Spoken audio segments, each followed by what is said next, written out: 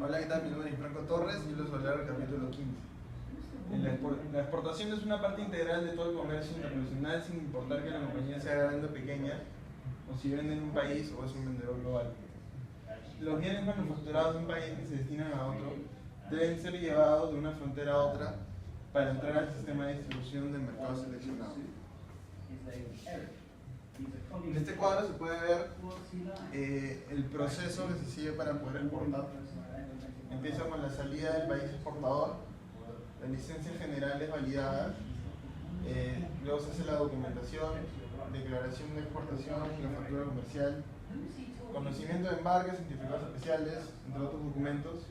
Luego se hace la distribución física, envío y logística internacional, el embalaje seguro del producto, entrada al país importador, se ven los aranceles, los impuestos, las barreras no arancelarias, estándares de inspección, documentos, cuotas, licencias, certificados especiales, permisos cambiarios, entre otras barreras.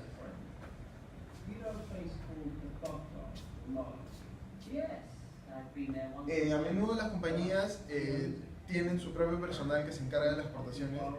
Otras empresas no hacen lo mismo, sino que terciarizan ese servicio. Existen agencias gubernamentales y privadas disponibles para ofrecer la asistencia para esas empresas. Cada vez más compañías descubren que el contratar muchas de las actividades de exportación es más práctico en función del costo. En los casos en que estas actividades se realizan internamente, gran parte de la mecánica necesaria de exportación se puede realizar a través de Internet. Esta mecánica de exportación en ocasiones es considerada como la esencia del marketing foráneo. Sin embargo, aunque su importancia no debe ser minimizada, no debe ser vista como la principal tarea del marketing.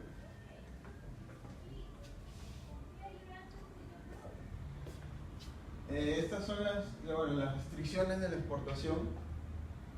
Existen 4 servicios electrónicos diseñados para reducir el papeleo y toda la burocracia que esto conlleva. Está el LAME, solicitud de licencia de exportación y red de información. Permite a los exportadores que tienen una autorización enviar solicitudes de licencias en línea por medio de Internet para todas las mercancías, excepto de supercomputadoras para todos los destinos del mundo libre. Está lo que se conoce con las siglas STELA, en español es Sistema de Seguimiento de Solicitudes de Licencias de Exportación. Es un sistema automatizado de respuesta de voz para hacer el seguimiento de solicitudes y puede ser accedido mediante un teléfono de tonos. Luego está lo que se conoce como EDI, que son las siglas, en español es Solicitud Electrónica de Clasificación de Artículos. Es un servicio complementario de la solicitud electrónica de clasificación de artículos que permite al exportador enviar solicitudes de clasificación de artículos a la administración del Consejo de Exportación por medio de Internet. Y el último es SNAP, en español es Red Simplificada de Proceso de Solicitudes. Es una alternativa a las emisiones en papel de licencia, permite que un exportador envíe aplicaciones de exportación y reenvío de exportaciones, avisos de computadoras de alto desempeño y solicitudes de clasificación de mercancías a través de Internet. Estas son las restricciones de la importación. Empezamos con los aranceles, que son impuestos o derechos aduanales aplicados a bienes importados de otro país. Luego están los permisos cambiarios. Son restricciones que se aplican en algunos países en cuanto al flujo de divisas, son particularmente problemáticos para los exportadores. Están las cuotas. La razón más importante para establecer las cuotas son la protección de la industria doméstica y la conservación de divisas extranjeras. Luego está la licencia de importación. A menudo los países requieren de licencias de importación como un medio de regulación del flujo de intercambio de divisas y la cantidad de alguna mercancía en particular. Están también los estándares. Los estándares de seguridad, salud y de calidad son necesarios para proteger al público consumidor y es necesario que los productos cumplan con las leyes locales. Los boicots es una restricción absoluta en contra del comercio con un país o al comercio de bienes específicos. Las restricciones voluntarias, las restricciones al comercio foráneo de todo tipo abundan y en Estados Unidos se encuentran entre los gobiernos que más lo utilizan. Otras restricciones pueden ser impuestas a la importación de productos nocivos, medicamentos, medicinas y productos y literatura inmoral. Hola, mi nombre es María Clara Piñasca y yo voy a hablar sobre el capítulo 15 de la lectura que nos ha tocado. Bueno, esta lectura se trata más que nada de algunos conceptos importantes sobre la exportación y nos explica más que nada cómo es que funciona este tema. Algunos de los conceptos que hemos tratado en la lectura y que bueno, son bastante importantes para poder entender este curso también es, por ejemplo, zonas de comercio exterior. La lectura habla sobre que en los últimos años se ha potenciado mucho más este tema, ya que la cantidad de países con zonas de comercio exterior ha aumentado mucho debido a que la liberalización comercial se ha extendido hacia otros países súper lejanos como África, también Latinoamérica, Europa del Este y otras partes de Europa y Asia. La mayor parte de las zonas de comercio exterior funcionan de forma similar sin importar cuál sea el país anfitrión. Por ejemplo, estas zonas de comercio exterior las podemos notar bastante también como en las zonas francas. Existe una que es muy cerca de acá de Perú, que está entre Brasil y Argentina, y es bastante importante porque bueno, ayuda a que el comercio se haga mucho más viral, ya que los precios de los productos bajan bastante, y esto hace que las personas puedan adquirirlo con mayor facilidad. También el ensamblaje en el exterior. Las compañías libres de impuestos o plantas gemelas son nombres que se aplican a un tipo especial de instalaciones con privilegios aduanales, que se originaron, por ejemplo, en México a principios de los años 60. Este tipo de instalaciones se han expandido desde entonces a otros países con mano de obra barata en abundancia.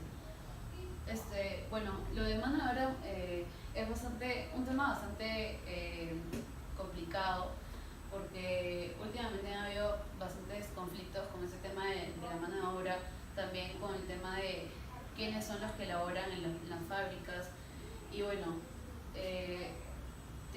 en general todas las empresas tienen que tener bastante cuidado y ser bastante minuciosas con qué fábricas trabajan y quiénes son los que trabajan en estas fábricas, para que no tengan problemas en el futuro. Logística. Cuando una compañía es principalmente un exportador de un solo país y un solo mercado, el enfoque es más común de movimiento físico de los bienes que se está dando por la selección de un modo de transporte confiable, que asegura la llegada segura de los bienes dentro de un periodo de tiempo y costos razonables. Este tema de logística es mucho más simple cuando es un país, cuando es una empresa que solamente comercializa en un solo país, ya que cuando es una empresa multinacional que, por ejemplo, exporta o de repente importa sus productos, se vuelve bastante complicado porque tiene que tener la logística mucho más ordenada y tiene que tener todos los papeles en orden y todo, para que no haya problemas con el Estado. También podemos tocar el tema de la interdependencia de las actividades de distribución física. Eso nos habla que un sistema de distribución física no se relaciona con más cosas que un simple movimiento físico de bienes. Incluye la ubicación de las plantas y almacenes, modo de transportación, cantidades de inventario y empaque. Generalmente en la lectura nos hablan de este punto para poder explicarnos que la distribución de los diferentes productos con las que cuenta la empresa tiene que ser bien pensado, ya que la ubicación de las plantas y de los lugares donde van a estar los productos para distribuirlos tiene que estar bien ubicada para que pueda llegar y pueda satisfacer a las diferentes empresas a las que pueda comercializar esos productos, y que el tiempo sea tiempo preciso, que no se prolongue tanto, para que la empresa pueda tener buena acogida y que de repente no tenga problemas con este tema. Los beneficios de un sistema de distribución física. Existen más beneficios en un sistema de distribución física que ventajas en el costo. Un sistema de distribución física efectivo puede ofrecer niveles de inventario óptimos y en operaciones con múltiples plantas una capacidad de producción óptima, las cuales pueden maximizar el uso del capital de trabajo. Como les conversaba antes, ese tema de la distribución es muy importante porque justamente en ese punto nos dicen que debemos de tener bastante en cuenta el tema de los tiempos de distribución, dónde están ubicados nuestros puntos de distribución para que pueda ser óptimo el tiempo y que no genere retrasos y tampoco genere de repente la contratación de muchas personas para que de repente el costo de la empresa no se vea afectado. Si es que contratan más personas de las que deberían de tener para el tema de la distribución, al final si no lo necesitan, en realidad la empresa pierde porque gasta en sueldo de personas que al final no van a ser necesarias. También, bueno, el envío de almacenamiento de exportaciones. Siempre que el título de bienes se transfiere, esos bienes deben ser transportados, sin importar la forma en que se haga la transferencia. El envío de bienes a otro país presenta algunas diferencias importantes en comparación con el envío a sitio doméstico. Bueno, ese punto de envío y almacenamiento de exportaciones se refiere a cuando se realiza el pago de repente de algunos productos. Significa que, bueno, sí se tiene que hacer la transferencia con bastante tiempo, con un tiempo reducido. De repente,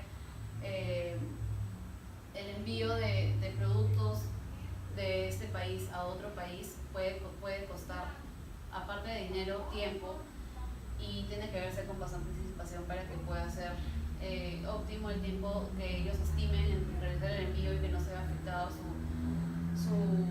su empresa porque de repente prometen un tiempo y no lo cumplen. Agencia de Transporte Foráneo. Las agencias de transporte foráneo, las cuales tienen una licencia de la Federal Maritime Commission, arreglan el envío de bienes como si fueran el agente de un exportador. La agencia de transporte es un agente indispensable en una compañía de exportación que no puede contratar a un especialista interno para que maneje el papeleo y otras mecánicas de comercio de exportación. La regla de las 24 horas y logística. La regla de las 24 horas es uno de los esfuerzos del gobierno de Estados Unidos para fortalecer la seguridad debido a que 5.7 millones de contenedores entran a los puertos marítimos de Estados Unidos cada año. Es muy importante protegerlos en contra de los terroristas que utilizan contenedores de envío para ocultar armas mortíferas para ingresarlas al país. La regla de las 24 horas requiere que los transportes marítimos y los transportistas comunes que no operan en las embarcaciones proporcionen a la aduana de Estados Unidos las descripciones detalladas del contenido de los contenedores que entran a Estados Unidos 24 horas antes de que un contenedor sea cargado a bordo de una embarcación. Este punto ha sido mucho más estricto en los últimos años porque debido al ataque que hubo en Estados Unidos, los estadounidenses en general y todos los países han sido mucho más minuciosos en ver el tema del ingreso en su país, especialmente Estados Unidos. Y justamente toca ese tema acá, ya que algunos contenedores, de repente algunas personas que no necesariamente quieren lo mejor para el país utilizan esto para ocultar armas y que de repente no sean legales o que no estén registradas. Entonces, justamente esta de la regla de 24 horas se refiere a ese tema, ¿no? Que tienen que tener por lo menos unas 24 horas de anticipación de saber qué es lo que va a ingresar al país, si es que tienen de repente algunos objetos que no sean, que no estén autorizados por el país.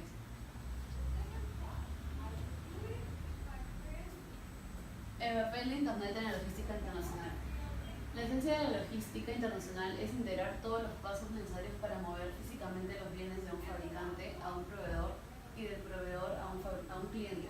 Esto significa que un sistema de logística se relaciona con un conjunto de agentes y actividades que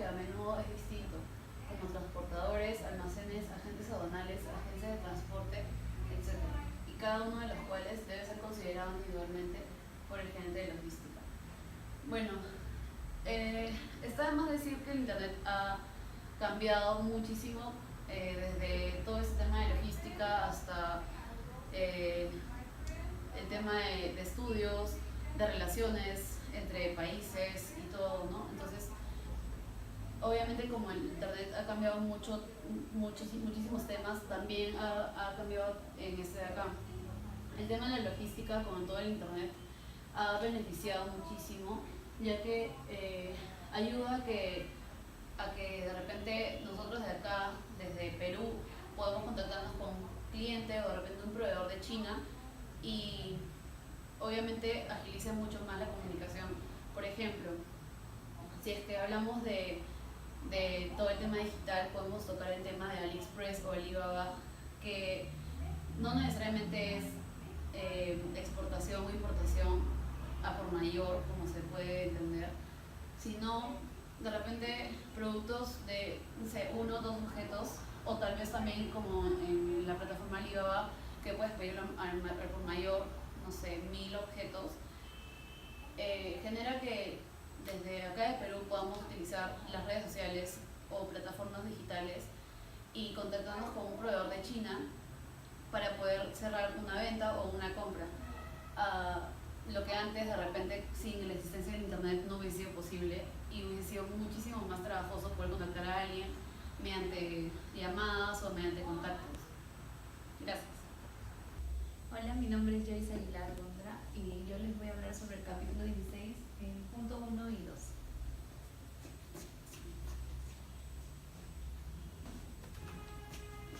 El primer ejemplo que el capítulo nos da es sobre la comparación que hay entre la Barbie y Mulan en lo que es las ventas de la empresa Mattel.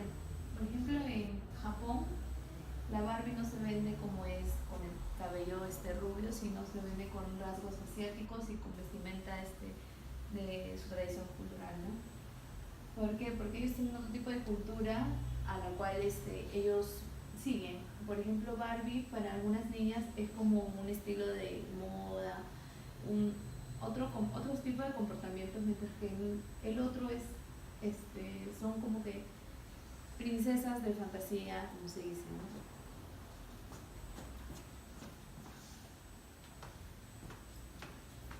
Luego dice las comunicaciones del marketing integradas.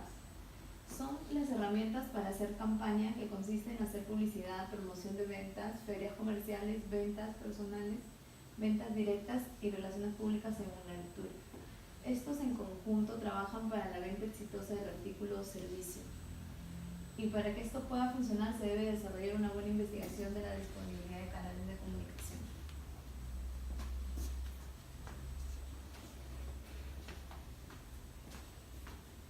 Promociones de ventas en los mercados internacionales. Los objetivos principales son a corto plazo que se tienen de las promociones de ventas, que pueden ser probar el producto o también generar mayores compras de un producto específico para ver si realmente ese producto es válido para los consumidores y va a ser demandado, ¿no? En este punto nos habla sobre el ejemplo del detergente Ariel, por ejemplo en Egipto, donde hicieron una prueba donde Ariel Roadshow no contenía aditivos, lo cual generó en el público bastante demanda a pesar de su alto precio.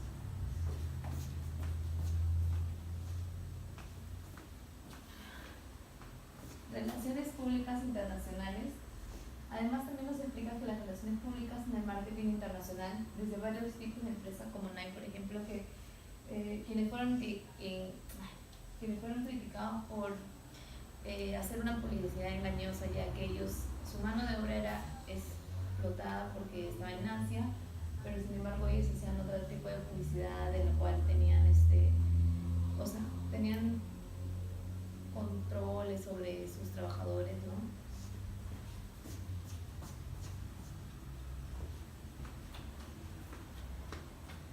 Además, la lectura nos dice que para hacer publicidad internacional se deben seguir estos 7 pasos, ¿no? Que comienza desde realizar un estudio de mercado, especificar los objetivos de la comunicación, desarrollar los mensajes más efectivos para el segmento de mercado seleccionado, seleccionar los medios efectivos, conformar y asegurar el presupuesto, ejecutar la campaña, evaluar la campaña en relación con los objetivos especificados.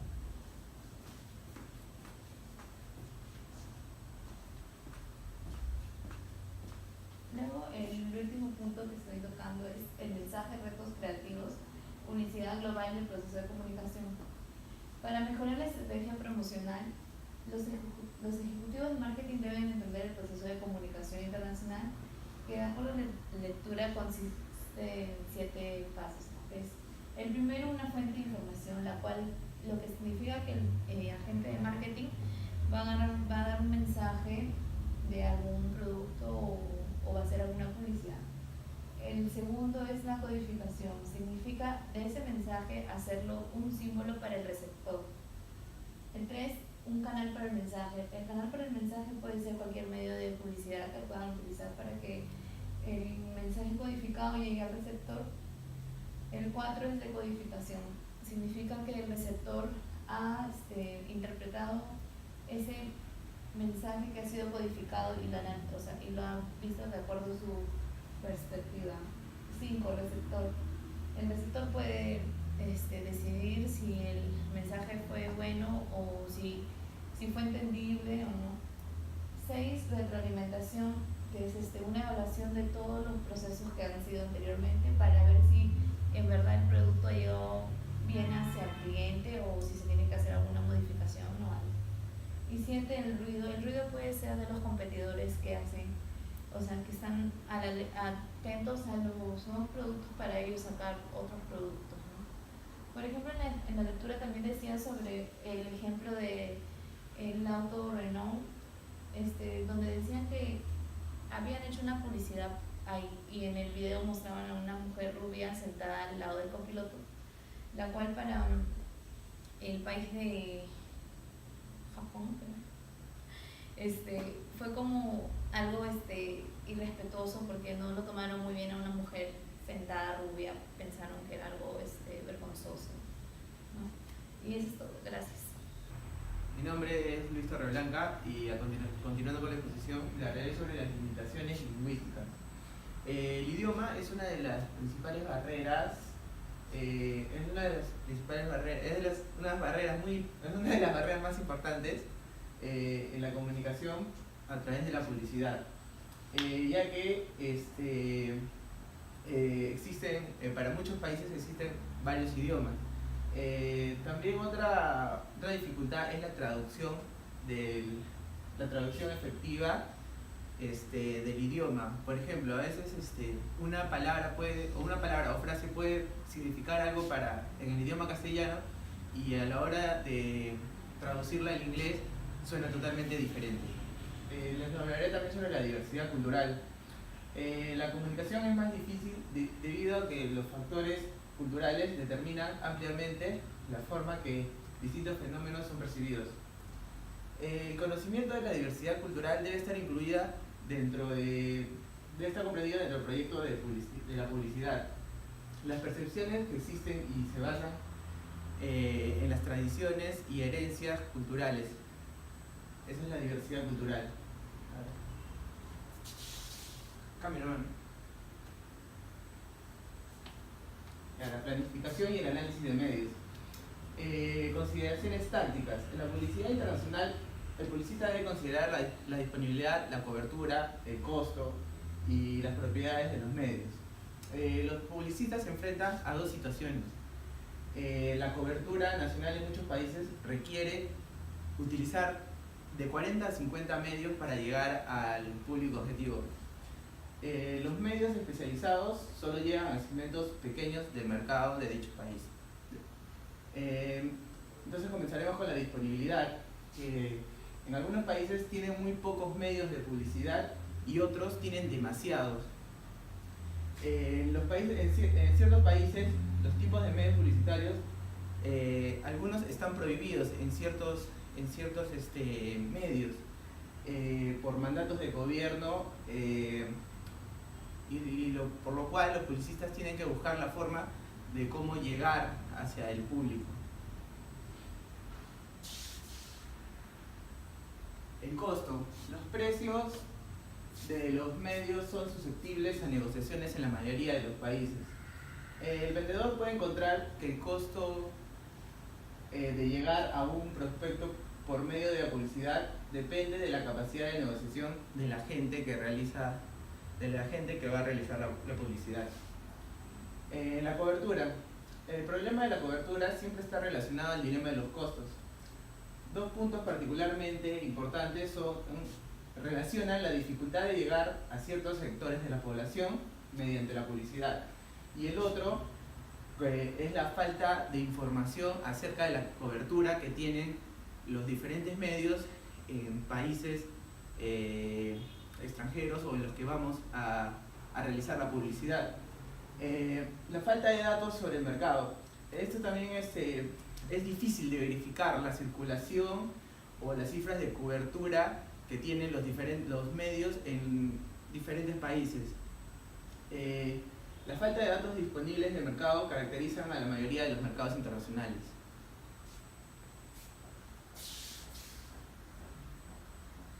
Información de medios específicos.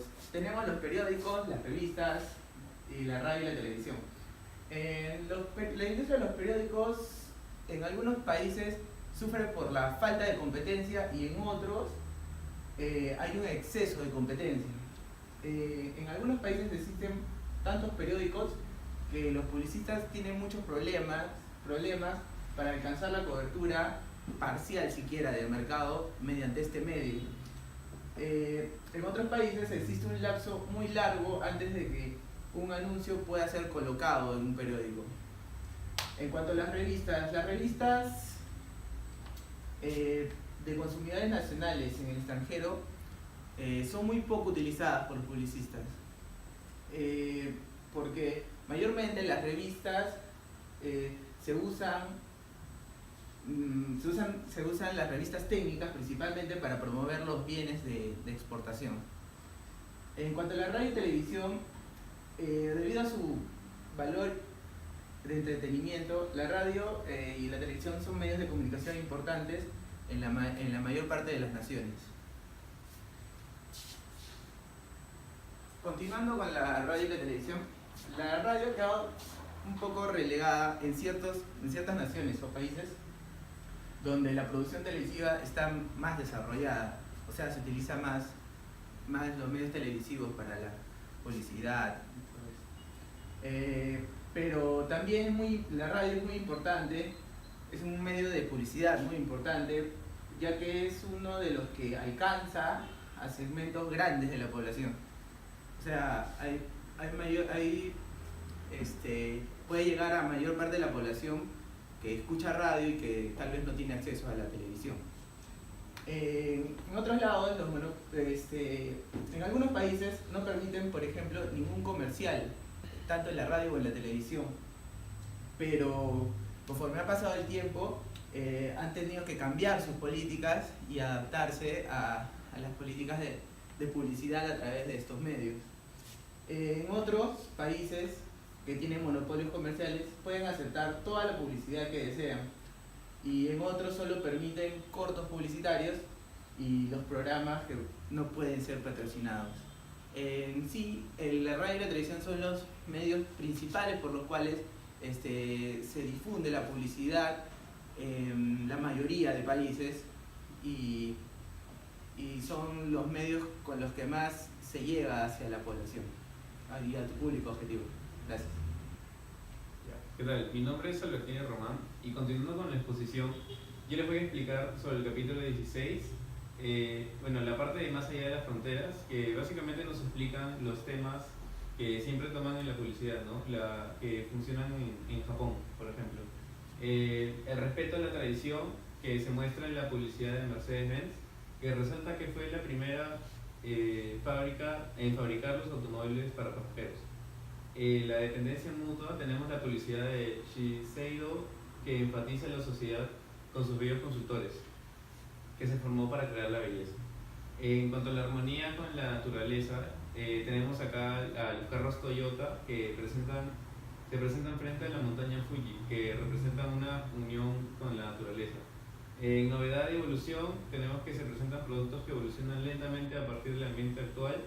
En uso distintivo de celebridades, un estudio reciente demostró que en Japón la publicidad se emplea bastante lo que es, incluían celebridades, ¿no? El 63% de todos los comerciales japoneses incluían celebridades. Envejecimiento de la sociedad, que se presentan adultos mayores con frecuencia en diferentes comerciales. En cambio, en las familias tenemos el papel cambiante de los padres, ¿no? Que es un tema común en Japón. Y el humor moderado, que por ejemplo tenemos en el latte Pepsi, que se utiliza para mostrar su diferencia a la popular Coca-Cola. Bueno, en resumen del capítulo tenemos en primer lugar la televisión satelital y por cable. Es el crecimiento y desarrollo de las emisoras satelitales de televisión son de importancia creciente en la publicidad televisiva. La tecnología permite a la familia recibir las emisiones directamente del satélite por medio de una antena que más o menos está costando $350 en promedio y que incremente la cobertura considerablemente.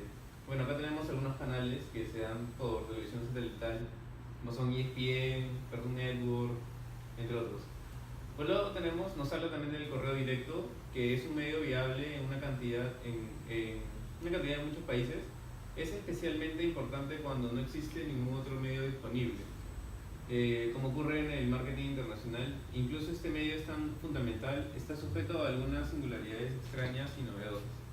Y luego tenemos el Internet, que es un medio de comunicación, digamos, más importante en lo que es marketing internacional, porque está surgiendo como un medio viable para la publicidad y debe ser incluido como uno de los medios que se puede utilizar en todas las campañas que se puede hacer a nivel internacional. Su uso en las comunicaciones de empresa a empresa y para promocionar a través de catálogos, descripciones de productos, etc. Luego, como otros medios, tenemos el cine, que es un medio importante en muchos países. Acá es muy importante porque ahora se ha incrementado bastante lo que es el cine como en Cineplanet, que ahora han alargado, digamos, los trailers. Ahora casi son 15 minutos de publicidad, 15 minutos de trailer. Luego tenemos los carteles publicitarios, que son muy útiles especialmente en países que tienen tasas de analfabetismo altas, ¿no? Esto les ayuda más o menos con imágenes a la publicidad. Luego tenemos el tema de ejecución de campañas y agencias de publicidad, ¿no? Una agencia es muy importante, ya que una agencia doméstica puede proporcionar una compañía la mejor interpretación cultural en situaciones en donde se puede prever una modificación local. Pero el nivel de sofisticación puede ser bajo. Además, la comunicación entre la cultura de cliente foráneo y la agencia local. Acá tenemos unas cuantas agencias, ¿no? Unas 10 organizaciones de agencias de publicidad, una de las más grandes del mundo. Por ejemplo, tenemos a WPP Group, que está en Londres, que sus gastos globales básicamente son algo de 5.781 millones, y digamos que ellos trabajan mucho con empresas como Coca-Cola, Pizza Hut. Entonces por eso también tienen muchos gastos, ya que tienen que posicionarlo en muchos países. Luego, por último tema que nos muestra el capítulo 16, tenemos el control internacional de publicidad en los aspectos más amplios. Una sección anterior se presentaron las restricciones legales específicas en la publicidad. Aquí se considera aspectos más amplios que se relacionan con el pasado, presente y futuro de la regulación internacional de la publicidad. Las críticas a la publicidad por parte de los consumidores se presentan más a menudo. La preocupación de los consumidores por los estándares y credibilidad de la publicidad se ha extendido alrededor del mundo más rápidamente de lo que han hecho muchas técnicas en marketing. El estudio de una muestra representativa de consumidores europeos indicó que solo la mitad de ellos creían en la publicidad que ofrecía a los consumidores cierta información útil. Bueno, ahora sí empezamos con el análisis crítico, que bueno, he explicado algunos de los medios de comunicación que se pueden utilizar, porque en realidad para una publicidad muy buena se tiene que utilizar una publicidad integrada en marketing. Esto quiere decir que la relación entre todos los medios que vas a utilizar. Tenemos acá que es muy importante usar la televisión por cable y satelital al momento de plantear nuestras estrategias. Por ejemplo, en Europa, cadenas como Sky Channel brindan su señal a la mayoría de países de Europa. Esto quiere decir de que si una empresa quiere, una de sus estrategias debe estar esta cadena de televisión, ya que provee mucho contenido para casi todos los países de Europa. Otro ejemplo es Star TV, que provee la publicidad y los canales a gran parte de Asia y Oceanía. Bueno, y por último, el gobierno y los publicistas se están preocupando mucho por el impacto que tiene la televisión satelital, ya que el gobierno básicamente está regulando la programación porque en muchos países como Europa se consume más la televisión estadounidense. Entonces digamos que más del 70% de las personas están consumiendo mucha programación de afuera que de ellos mismos. Luego tenemos el correo directo, que por ejemplo en Chile el correo directo ha sido prácticamente eliminado como medio efectivo, debido a que el remitente solo paga parte de la cuota del correo. El cartero debe cobrar el servicio postal adicional, ¿no? Esto crea un costo adicional y no, Chile optó por ya, digamos, terminar con este tipo de medio de comunicación. En otros medios, como les dije, está el cine, ¿no? Que es un medio muy importante, los carteles publicitarios, que por ejemplo en Hong Kong es claramente la capital mundial del neón, y Ginza en Tokio, y en Times Square, que podemos ver que hay muchos paneles publicitarios. Luego de hecho probablemente el cartel publicitario más interesante fue el logo de Pizza Hut, que apareció al costado de un cohete, que se fue, de ruso, que se fue al espacio. Luego, con el siguiente tema, control internacional de publicidad, puse como ejemplo local la Indecopy, que ellos básicamente a los consumidores nos protegen de, digamos, de alguna mentira o alguna farsa que puede darnos alguna empresa en su publicidad. Tenemos un claro ejemplo que es Pura Vida, que digamos que en otro país se demostró que en realidad no es leche, y en su presentación había una vaca. Entonces digamos que acá nadie se había dado cuenta, Indecopy tampoco, pero a partir de una noticia extranjera nos dimos cuenta que en realidad nos estaban engañando, ¿no? Esto tiene que ver con el control internacional de publicidad. Muchas gracias.